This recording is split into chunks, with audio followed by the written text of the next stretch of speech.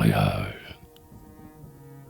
Bâti au pied d'un roc à l'aspect grandiose, et que Jacques Cartier appela Mont-Royal, cette belle cité que le pactole arrose attache le progrès à son char triomphal. Le commerce fleurit où fleurissait la rose, car il a détrôné le règne végétal. La voix de la vapeur, moderne virtuose, fait retentir les airs d'un hymne magistral. La vie dans l'harmonie un peuple hétérogène, dont les fils, chaque jour, descendent dans l'arène, au seul mot d'industrie ou de prospérité. Ils rêvent d'établir sur ce sol historique une ville prospère, heureuse, magnifique. Et ce beau rêve touche à la réalité.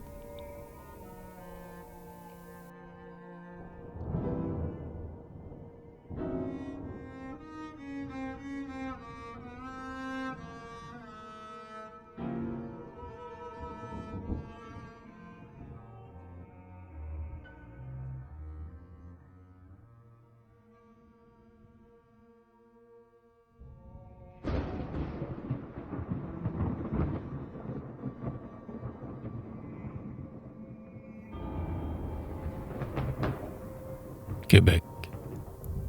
Assise sur le haut d'un vaste promontoire, où le regard embrasse un féerique tableau, la ville de Québec semble du territoire être la sentinelle ou le porte-drapeau. Ces vieux murs délabrés, qui faisaient notre gloire, tombent de jour en jour sous les coups du marteau. N'importe, elle progresse, et son nom dans l'histoire n'en brillera pas moins d'un éclat pur et beau. Elle a dormi longtemps, la voilà qui se lève. Un pont traversera, de l'une à l'autre grève, le cours majestueux du large Saint-Laurent. De superbes palais embelliront ses rues. Des hôtels dresseront leurs dômes dans les nues. Et l'immortel Champlain aura son monument.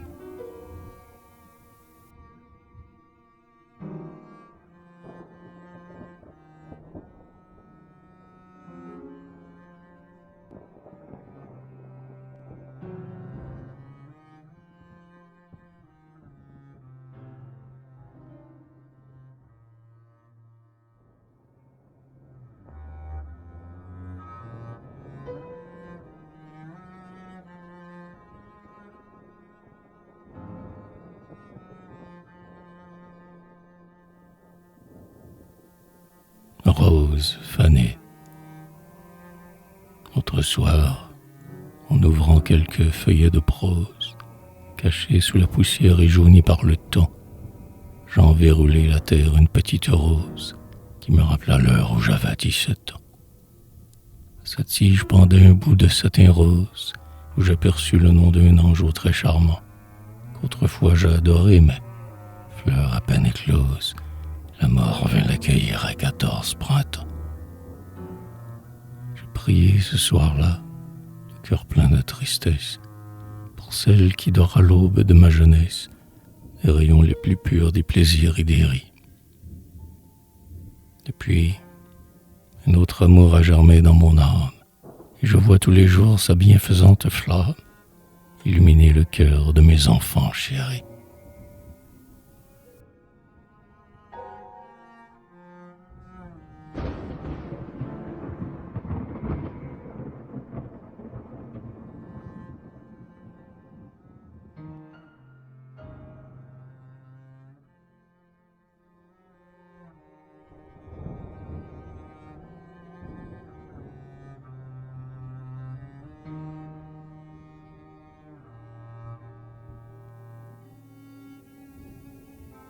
Au banquet de l'hymen, le Seigneur te convie.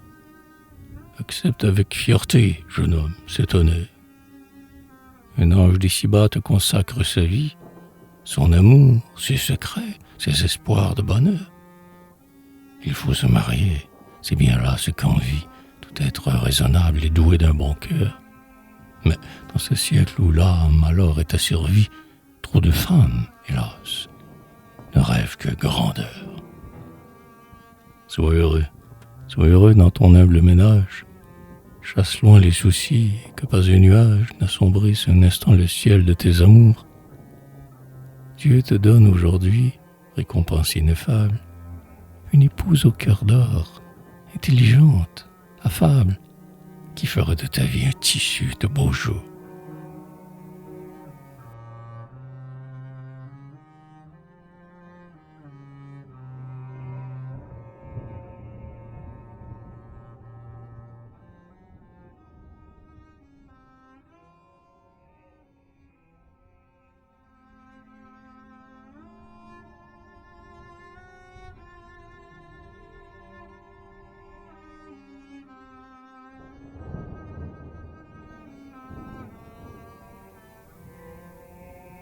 Va sur le Saint-Laurent, où m'amuse chérie, offrir un humble hommage aux marins valeureux qui viennent sur nos bords, l'âme toute attendrie, pour voir ce beau pays fondé par leurs aïeux. Ô Muse, ne crains pas d'être mal accueilli, les Français sont toujours courtois et généreux. S'ils s'arment quelquefois du dard de l'ironie, ce n'est que pour punir les sots, les orgueilleux. Dis-leur que, sur le sol de la libre Amérique, 2 millions de cœurs à la trempe énergique ont promis aux Français un éternel amour. Dis-leur que, malgré l'épreuve et la souffrance, la haine des tyrans et l'oubli de la France, ils n'ont voulu trahir leur promesse un seul jour.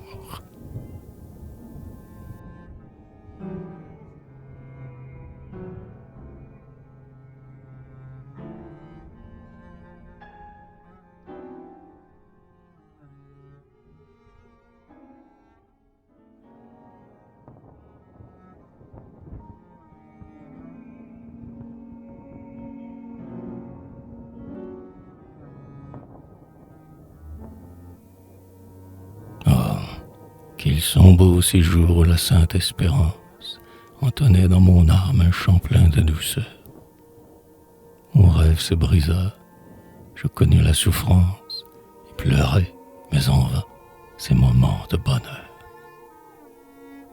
Berthe vivait pour moi, j'avais sa confiance. D'un amour grandissant, nous goûtions la saveur. Le prêtre allait bientôt bénir notre alliance, et Berthe un soir partit pour un monde meilleur. Je souffre maintenant. Ouais, je souffre en silence. Et pourtant je bénis l'austère providence qui me versa l'absinthe et lui tendit le miel. Je garderai toujours, mon ami, souvenance de celle qui dora longtemps mon existence et brille désormais dans les splendeurs du ciel.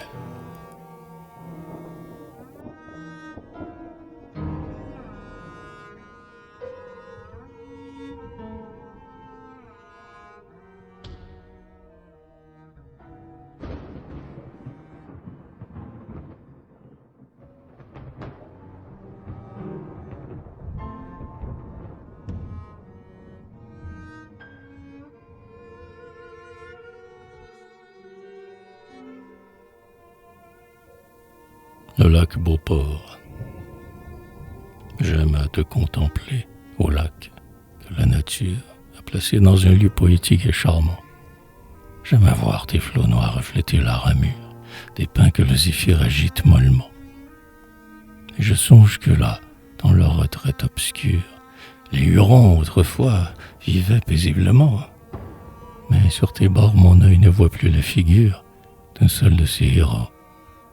Ils sont morts vaillamment. Que de fois, au beau lac, après une victoire, les Hurons revenaient, le front chargé de gloire, reposer près de toi leurs membres tout meurtris. Et que de fois aussi, l'humble missionnaire, portant pour bouclier la croix, le scapulaire, allait y consoler ses malheureux conscrits.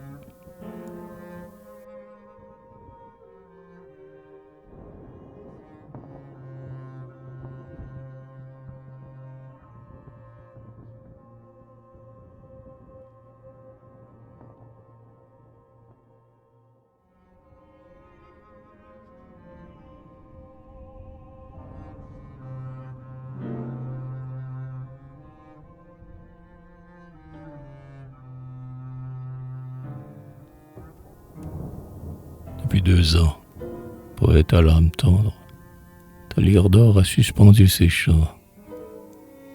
Souffrirais-tu? Mais l'oiseau fait entendre, dans la douleur, des murmures touchants. Ton noble cœur doit pouvoir se défendre du désespoir et des chagrins cuisants. Tous nos pensées, tu le sais, doivent tendre vers le séjour du Maître des puissants. Sois courageux, car c'est dans la souffrance que nos aïeux retrempaient leur vaillance, quand ils luttaient pour la foi du chrétien. Ouais, chante encore. Ta voix mélodieuse ferait connaître à la France oublieuse les grands exploits du peuple canadien.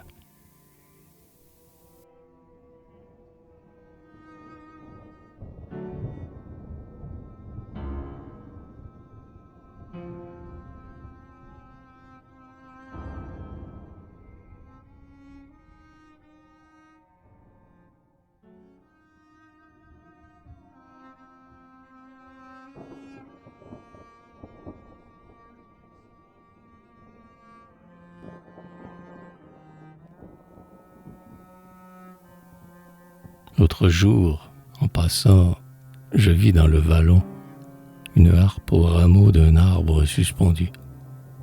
Le soleil lui versait comme des jets de plomb, et nul vent ne touchait sa corde détendue. Un silence de mort pesait sur l'étendue. Mais soudain un zéphyr, caché dans un buisson, s'en vint tourbillonner sur la harpe éperdue, et l'instrument divin rendit encore un son. Ami, mon luth gisait, frappé par la souffrance. Dans son désert brûlant, nul souffle d'espérance de caresser mon cœur navré par les chagrins. Mais hier, votre muse, harmonieuse brise, effleura de son vol ma lyre qui se brise. Et je fredonne encore mes modestes refrains.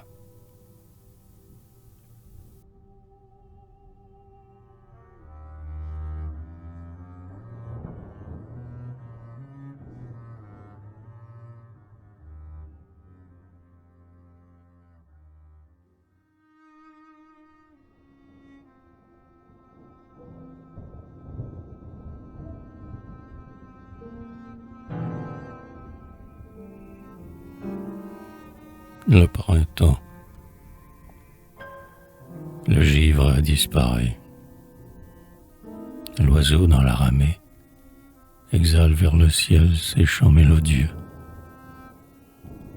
L'aurore verse à flot sur la rose embaumée, comme des perles d'or, les charmes de ses yeux.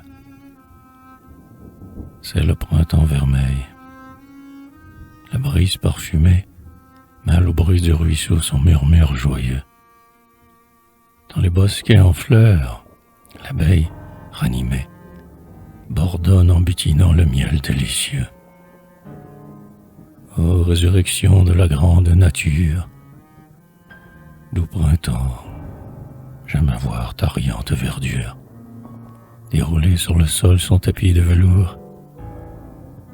Quand tu brilles, le front du malheureux se dresse, les cœurs, jeunes ou vieux, tressaillent d'allégresse, et d'une même voix célèbrent les beaux jours.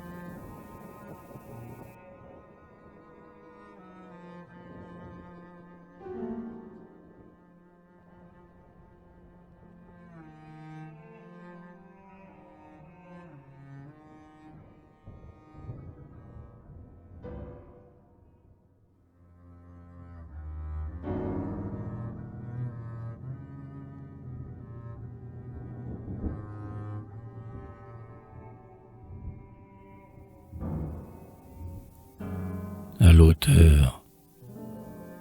Oui, puisqu'il pleut à Dieu de te faire poète, courage donc, jeune homme, au front plein de fierté. Et, malgré les clameurs de la foule inquiète, redis-nous plus souvent tes chants de piété. Chante aussi nos forêts, notre rive coquette, la jeunesse, l'amour et les beaux soirs d'été. Exalte les grands noms que l'histoire répète. célèbre les aïeux, chante la liberté. Chante avec les ruisseaux, les oiseaux et la brise. Rappelle-toi toujours que l'art nous civilise et fait naître l'espoir dans tout cœur ulcéré. Souviens-toi que chacun se doit à sa patrie et que l'homme oubliant son talent, son génie, est indigne d'avoir au front ce feu sacré.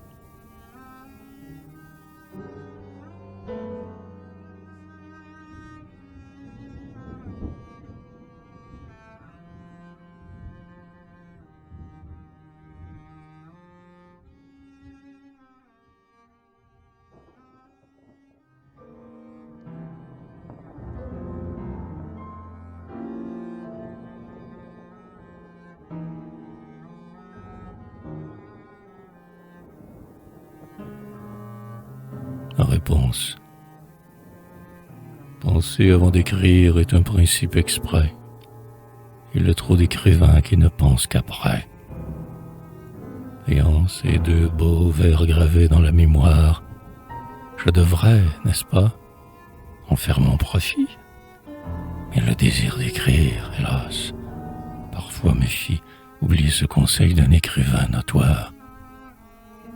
Dis ton mea culpa, car tes vers m'ont fait croire que j'étais un poète et même un érudit. Alors, ai-je besoin de me creuser l'esprit avant d'écrire? Oh non. Pour d'autres, cette histoire. Soudain, je m'aperçois que ma vilaine lyre ne rend que des sons creux. Allons, avant d'écrire, j'aurais dû, mon ami, penser et repenser. Désormais, je mettrai ce précepte en pratique. Et si je serais moins mordu par la critique, dont la terrible dent ne cherche qu'à blesser.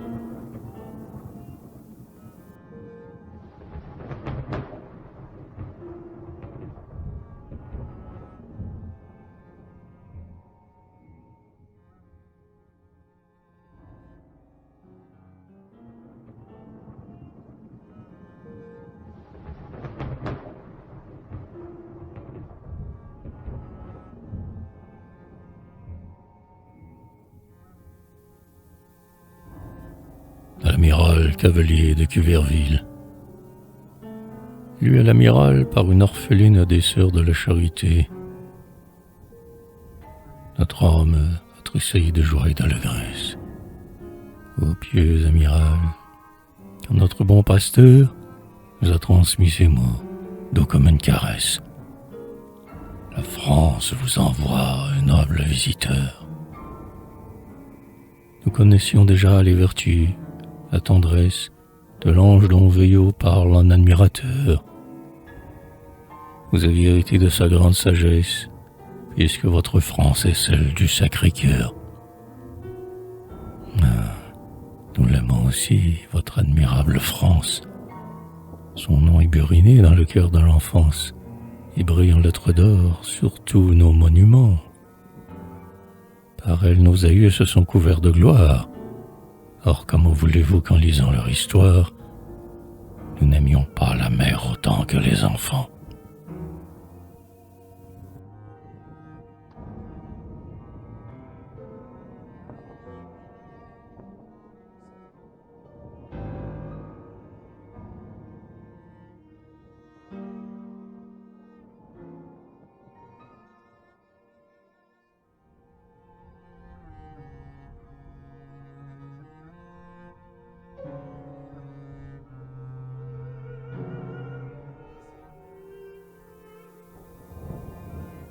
Un nom glorieux. À mes petits enfants, il est un nom que tout chrétien vénère, et qu'il apprend à chérir au berceau, un nom qui brille au ciel et sur la terre, dans la cité comme dans le hameau. Un nom puissant qui calme l'onde amère et mène au port le fragile vaisseau. Nom glorieux que des hommes de guerre, en lettres d'or, mettent sur leur drapeau. Et ce grand nom, c'est le vôtre, ô Marie, nom que redoute et respecte l'impie, et que, parfois, il invoque à genoux. Que votre nom, ô Mère virginale, soit le dernier que notre bouche exhale, quand s'ouvrira l'éternité pour nous.